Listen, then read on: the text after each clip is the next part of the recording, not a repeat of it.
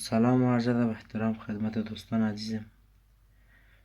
امروز خواستیم درباره پلک هوندا یا شمع هوندا چی شمعی روی موتور خود ببندیم تا نتیجه بهتر بده، عمر بیشتر داشته باشه، که باعث کاهش شتاب، کاهش سرعت ما نشه، راندمان و عملکرد موتور ما رو پایان نبره، کاهش نده.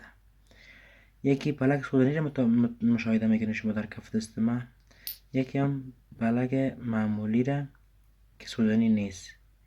این پلک اصلی است. از کجا بفهمیم که پلک اصلی است یا بدل؟ یکی واشر ازی دو منزله است، یعنی کیپکن داره. وقتی که ایره ما با سر سلندر یا به هید بسته میکنیم، این کیپکنو پلک یا شمع موتور را آب بند میکنه، نه یمانه که گاز ازش خارج شود. یکی هم پلک زمان شناخته میشه که ما ایره تست جرقه کنیم.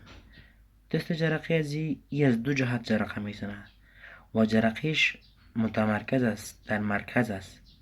مرکز یعنی هم در نوک پلک جرقه است، هم در قسمت های 1 میلی یا 2 میلی سیتر از نوک پلک یا نوکش هم دو تا جرقه میزنه. جرقه کلفت میزنه، جرقه میزنه که هر نوع خامسوزی را خونسا میکنه، سالم میکنه، جور میکنه. دیگه در روی بدن X و C و HTC و این چیزا نداریم. حروفای ثابت است DPHEA.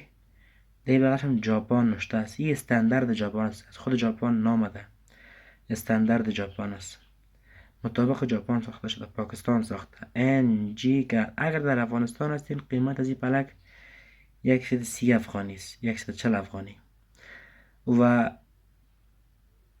بدون کدام چیز میتونه شما راحت خریداری کنین، چون اصلی است. یک دونه پلک ژاپنی که در دست ما هست بیشتر از 2 سال کار میده اگه به ترتیب تمیز شود. سرش فقط سرش دوده میگیره، دودش پاک شود، سوخت موتورسیکل چک شود، برقش چک شود، این از 2 سال بیشتر کار میده. 2 سال زمان کار میده که تو همیشه از موتور استفاده کنی. اگر کم استفاده میکنی تا 10 سال هم کار میده این پلک. چون خودم استفاده کردیم، فقط سرش هم دوده میزنه، دودش پاک میکنی، نه جرقه ضعیف میکنه، نه باعث کاهش شتاب میشه، حتی باعث کاهش سوخت هم میشه. پلک قوی. خب این بود از پلک اصلی ما NG که ساخت پاکستان که 140 افغانی در افغانستان است. در ایران این پلک هست به شکل افرنگ است، NG که نوشته است، X و HTC و چیزا نداره، افرنگ است.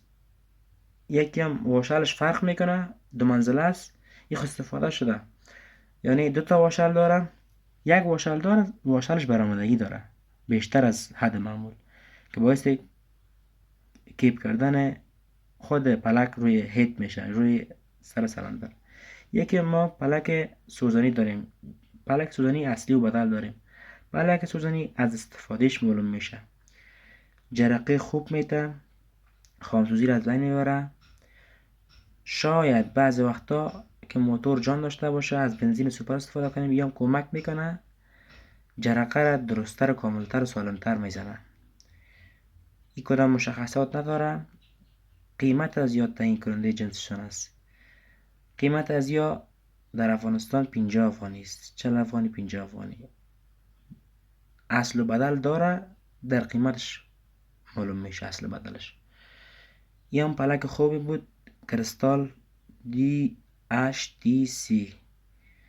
خوب استفاده شده، معلوم نمیشه قدر کم استفاده شده.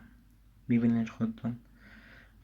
با کردن پلک هیچ فوتوفن نداره، فقط سر سوزن پلکه و سر خود این قسمتش پاک کنین، بین 2 دانه الکترود پاک کنین.